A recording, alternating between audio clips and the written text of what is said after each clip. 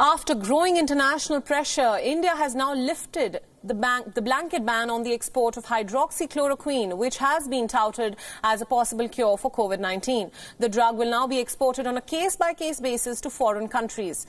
Paracetamol, the common fever medication, has also been made available for export.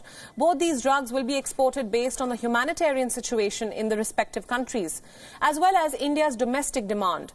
24 active pharmaceutical ingredients and formulations have also been made free for export by the government. This decision comes at a time when the US president has been doubling down on his demand for hydroxychloroquine.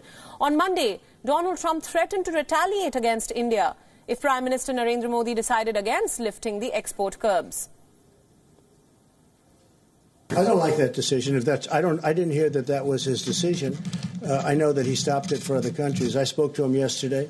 We had a very good talk, and we'll see whether or not that's his. I would be surprised if he would, because India does very well with the United States. For many years, they've been taking advantage of the United States on trade. So I would be surprised if that were his decision. He'd have to tell me that. I spoke to him Sunday morning, called him, and I said, we'd appreciate your allowing our supply to come out. If he doesn't allow it to come out, that would be okay. But, of course, there may be retaliation. Why wouldn't there be? While President Donald Trump has called the drug a game-changer, experts in the U.S. are skeptical about how effective it can be.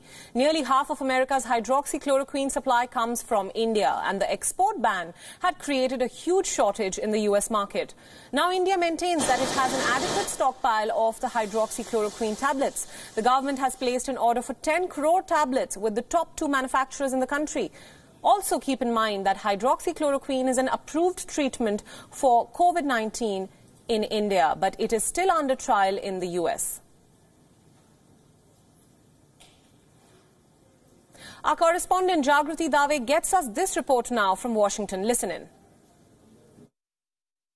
Well, he didn't explain what the retaliation would be. He sort of, what he said was that, if he would ask the Indians if they would, he would ask the Indian Prime Minister if he would allow the drug for the US to put orders in for the drug. But if he didn't allow some of it to come through, then that would be okay. But then there would be retaliation. And it almost seemed like a throwaway comment. But of course, he's talked a lot about how the US has been treated badly by India with tariffs. They've had a long-standing issue with trade and with the issue of tariffs, viewing Indian tariffs as extremely high. And this is part of a long-standing dialogue between the two countries as to how they can resolve these differences. So one of the possibilities could be along the lines of tariffs. We've seen this with the US's relationship with China. And so this could be one of the ways in which this retaliation he might have envisaged.